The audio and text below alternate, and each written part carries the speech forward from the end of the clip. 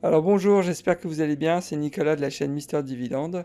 Alors aujourd'hui, on va passer en revue donc un groupe qui s'appelle Gilead, donc qui propose un rendement du dividende de 4,5%.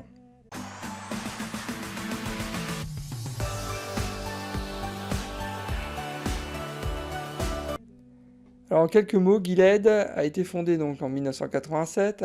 C'est l'une des principales biotech dans le monde. L'entreprise est présente dans plus de 35 pays. Gilead développe et commercialise des médicaments pour traiter le HIV, les maladies du foie, les maladies immunitaires, respiratoires, mais aussi cardiovasculaires. Il faut savoir que Gilead est aussi très très présente aux États-Unis, puisque 75% des ventes sont faites aux États-Unis, pour seulement donc 17% en Europe, donc, et 8% à l'international. Donc c'est à mon sens un point qu'il va falloir corriger, parce qu'être trop concentré sur un marché comme les États-Unis, ça peut comporter des risques à mon avis. Alors Gilead en quelques chiffres. Alors comme je vous disais en introduction, Gilead donc a un rendement du dividende à 4,49%. Donc son prix actuel était autour de 63-64 dollars. Il faut savoir que l'année dernière, l'augmentation du dividende a été de seulement 4,4%, mais dans le passé, l'augmentation a été bien plus importante. La capitalisation boursière de Gilead est à 81 milliards de dollars pour l'instant. Et à noter aussi que la volatilité est à 0,49, donc ce qui signifie qu'elle est très basse, donc elle réagit très peu aux fluctuations le titre réagit très peu aux fluctuations du marché. Donc c'est à mon sens aussi un point positif. Alors actuellement, le PER du titre est à 8,9. Si on compare dans le secteur de la santé aux États-Unis, donc le PER est à 18. Donc j'ai tendance quand même à dire que pour l'instant, le titre est vraiment sous-évalué par rapport au potentiel que Gilead représente. Ça, c'est un point qui est très positif. Ensuite, si on prend le prix sur les 50 dernières semaines, donc on note que le prix le plus faible était à 56 dollars. Le prix le plus fort est à 84 dollars, donc là on est quand même là à 63 dollars, donc on est très clairement proche du plus bas sur les 52 dernières semaines. Donc ça rejoint ce que je vous disais, c'est que le prix actuellement est vraiment sous-évalué.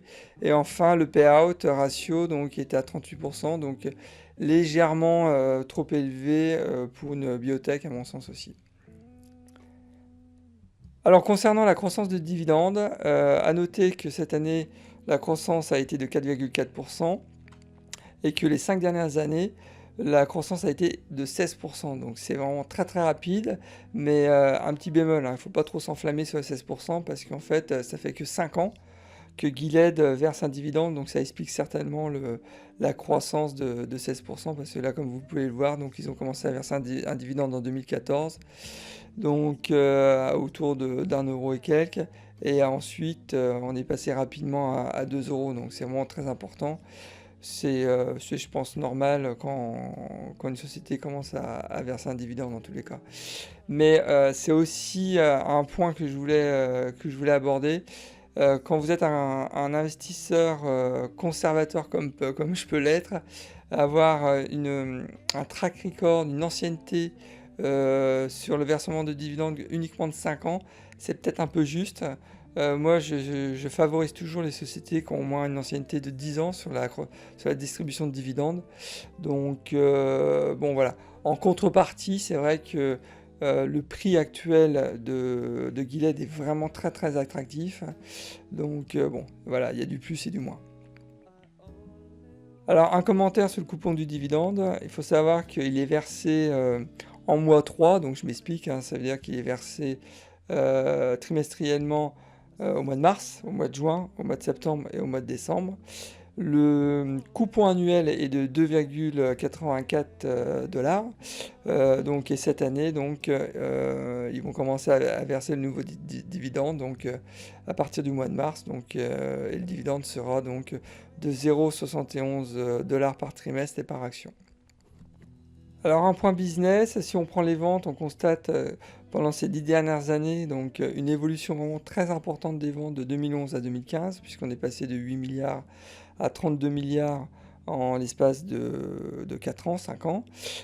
Et ensuite, vraiment un tassement d'activité et une baisse même des ventes importante, puisqu'on est passé de 32 milliards à 22 milliards de 2015 à 2018. Donc, et c'est expliqué principalement par l'arrivée sur le marché de produits génériques, en fait, qui étaient forcément moins chers. Donc, ils ont perdu des parts de marché pendant 4 ans. Ensuite, il y a un tassement, en fait, il y a eu un tassement des ventes avec une reprise légère sur 2020. Et en fait, le grand changement va intervenir, je pense, en 2023, puisqu'en 2020, ils ont acheté en fait les laboratoires immunomédiques pour 21 milliards de dollars. Donc ça explique aussi l'endettement important de la biotech sur 2020. Mais l'acquisition de ce laboratoire va permettre en fait de développer de nouveaux médicaments pour le HIV qui devrait être vraiment des blockbusters sur les 10 prochaines années.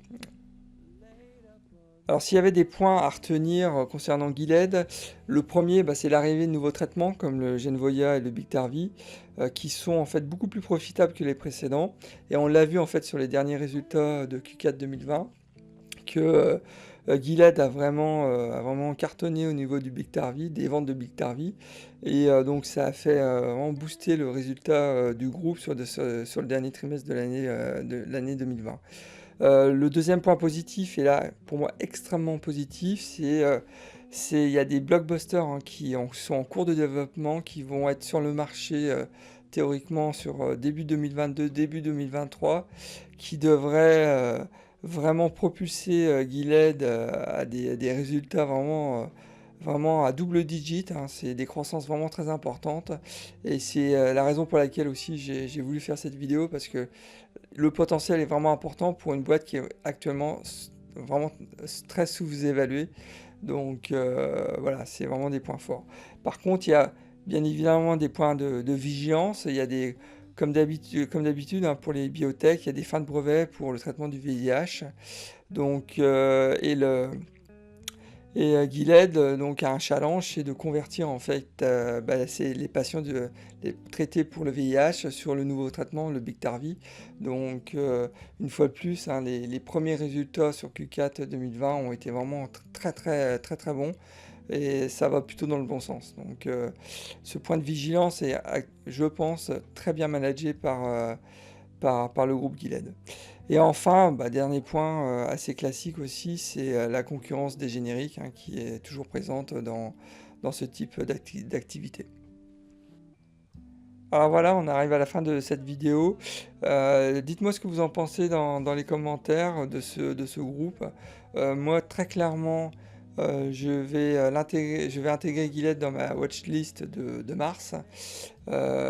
Pourquoi? Parce que c'est comme je disais, Gilead c'est un groupe vraiment à fort potentiel, avec des blockbusters là, qui sont en cours de développement, qui vont arriver sur le marché, et qui à mon avis vont connaître beaucoup de succès.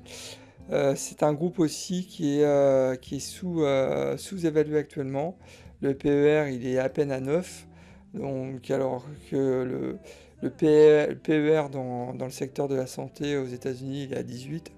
Donc clairement, il y a, je pense, un gros potentiel, tout en sachant aussi que le dividende actuellement est à 4,5%, donc vraiment très intéressant. Donc voilà, écoutez, j'espère que cette vidéo vous a plu. En tous les cas, n'hésitez pas à liker ma vidéo, ça me ferait plaisir, et puis de vous inscrire aussi à ma chaîne YouTube si ce n'est pas déjà fait. Allez, je vous dis à la prochaine, et surtout bon trade, au revoir.